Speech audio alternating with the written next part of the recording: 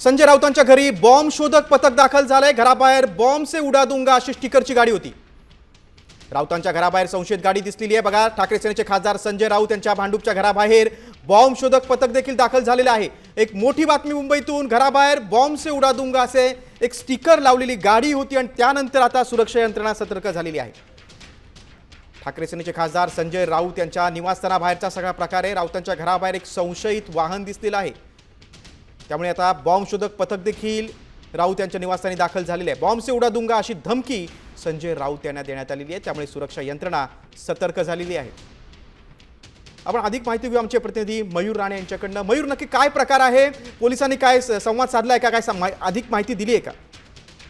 नक्कीच संजय राऊत यांना पुन्हा एकदा धमकी आलेली होती। काही महिन्यापूर्वी देखील संजय राऊत यांना अशीच धमकी आली होती। आता देखील संजय राऊत यांना धमकी आलेली आहे, बॉम्ब से उडा दूंगा।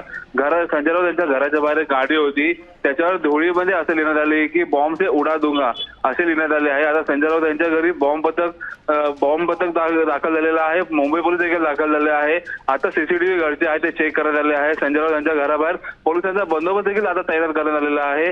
पाहायला गेलं तर संजय राऊत आता काही वेळापूर्वी घरी पोहोचले होते, त्याच्यानंतर असं निदर्शनास आले की गाडीच्या बाहेर अशा मोठ्या प्रमाणात लिहून ठेवलेले होते की बॉम्ब से उडा दूंगा। त्यानंतर हे सगळे हालचाली आता चालू झाल्या आपल्याला पाहायला मिळाल्या।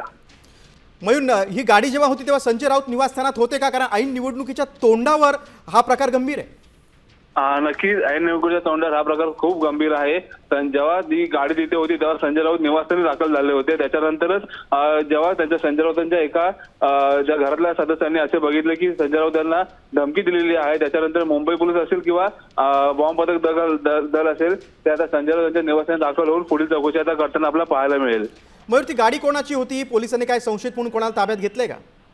नक्कीच ती गाडी आहे ती तिकडची जवळच्या इस्माची असेल, कारण का मुंबई पोलीस आता त्या गाडीचं जे पेपरवर्क आहे त्याचा सध्या सुरू आहे। गाडी देखील कोणाची आहे, कोणाच्या नावावर आहे ती देखील आता मुंबई पोलीस चौकशी करताना आपल्याला पाहायला मिळेल। मयूर, तुम्ही सविस्तर माहिती दिली त्याबद्दल धन्यवाद।